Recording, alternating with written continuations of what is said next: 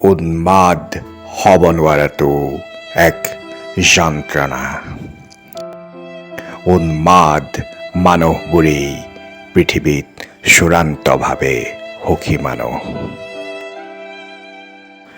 ধূলি ধূসৰিত পদপথৰ অঘৰী উন্মাদনাবোৰ, জীৱনৰ ব্যৰ্থতা ঢাকি নীৰৱে বিষ হোৱা সুৰাময় মাতাল উন্মাদনাবোৰ, ব্যৰ্থ প্ৰেমিকৰ বেজেৰোৱা সুৰসনা বিষাদিত উন্মাদনাবোৰ, সকলোৰে উৎস একেটাই, বিবেক বাস্তৱতাৰ পৰা পলায়ন।